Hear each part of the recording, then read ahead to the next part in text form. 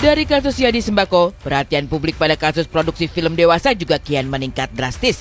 Setelah polisi menggerebek rumah produksi film dewasa, di mana 5 orang pelaku telah ditetapkan sebagai tersangka, maka Selasa 19 September kemarin, polisi memeriksa para pemeran yang diduga terlibat dalam film tersebut. Dari 11 talent wanita yang diperiksa sebagai saksi, kehadiran sosok VV paling banyak disorot.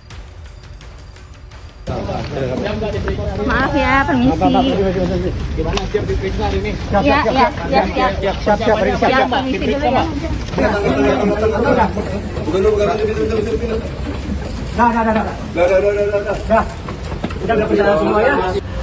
Suasana pemeriksaan VV dan F pun berlangsung cukup lama. Pemeriksaan yang dimulai dari pagi hingga selesai saat malam hari itu membawa VV dan F keluar dengan ekspresi khawatir. Benarkah VV dan F usai dicecar puluhan pertanyaan penyidik perihal peran dan dugaan keterlibatan mereka dalam produksi film tersebut? Saya hanya memenuhi panggilan dari Polda yang pertama ya. Untuk kejelasannya bisa tanya langsung ke penyidik. Berapa pertanyaan, Mbak? Ya, berapa 30 pertanyaan. Semua aman. Dibayar berapa, Mbak? Tanya langsung ke penyidik ya. Alhamdulillah kita lancar, kita penyidik juga enak, gimana ke depannya ini betul macam. Tapi ya terima kasih banyak ya. Oke, thank you, itu aja kali ya. Sekitar kurang lebih 40 pertanyaan. Apa aja? Tentang film sih. Apa, Bang? Tentang film-film itu aja sih. Itu belum bisa kita bilangkan berapa filmnya gitu ya. Yang penting ya saya salah satu pemainnya. 11 talent pria, apalagi wanita, yang diantaranya adalah yang hadir pada hari ini adalah 8 orang dan 5 orang talent pria, yang hadir 4 itu dalam kapasitas sebagai saksi. Dalam kapasitas sebagai saksi yang merupakan saksi fakta, ya, sehingga mereka dimintai keterangannya dalam kapasitas untuk menguak kedalaman fakta peristiwa yang terjadi terkait dengan dugaan tindak pidana terjadi. Di hari yang sama, para saksi lain diantaranya CN, M, dan BP juga diperiksa. Namun yang mengejutkan, dari seluruh pengakuan, hampir semua mengaku dijebak oleh pelaku I yang diduga sebagai produser film dewasa. Saya nggak mengira kalau kayak gitu. Tawarinnya gimana, Kak?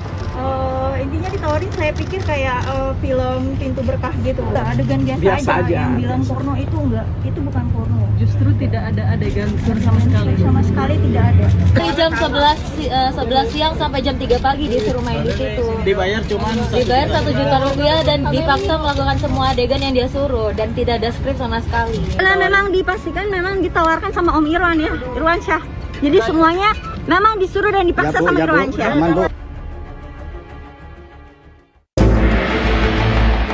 Masuk ke domain publik dan meresahkan secara moral, produksi film dewasa yang melibatkan sederet publik figur, diantaranya artis, model, hingga selebgram, kini terus diusut aparat. Tak hanya talent-talent wanita, polisi juga memanggil 8 talent untuk dimintai keterangan sebagai saksi.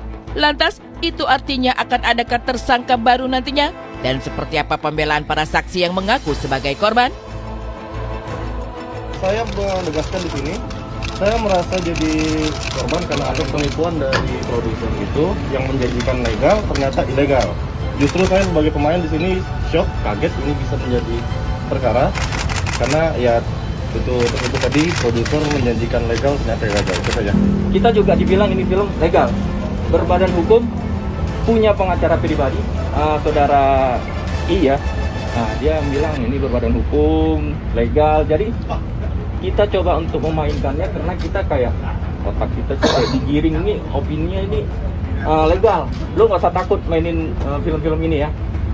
Seperti itu sih. Tidak sevulgar mungkin gitu. Cuman memang daerah-daerah sensitif memang tidak ada. Itu semua hanya trik-trikan aja gitu aja sih. Kalau untuk bayaran sih saya nggak bisa sebut ya gitu. Cuman memang kalau yang kemarin itu sekitar 10 sampai 15 juta. Itu enggak. Nanti kita akan lihat dalam pelaksanaan gelar perkara yang kita akan lakukan. Setelah nanti pemeriksaan ahli kita lakukan, dan kemudian nanti kita akan lakukan gelar perkara untuk memberikan kepastian hukum. Apakah para saksi yang kita lakukan pemeriksaan ini bisa ditingkatkan statusnya menjadi tersangka atas pertimbangan 2 alat bukti yang sudah dimiliki oleh penyidik. Ironis memang, Tak disangka, kasus produksi film dewasa ini juga menyeret nama seorang komedian dan artis sinetron.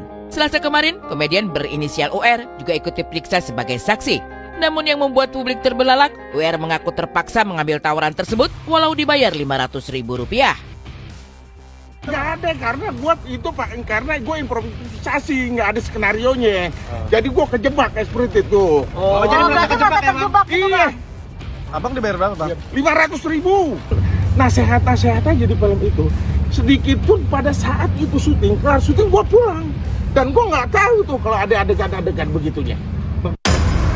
Terlibatnya UR dalam pusaran kasus produksi film dewasa memang membuat banyak orang terkejut. Tapi bagaimanapun juga, tak bisa dipungkiri sepinya job hingga minimnya pendapatan yang masuk membuat UR tak punya pilihan lain. Untuk itulah, di depan awak media, UR pun mengurai permintaan maaf. Jadi saya mohon maaf semuanya ya. Beritanya cuma sampai di sini aja.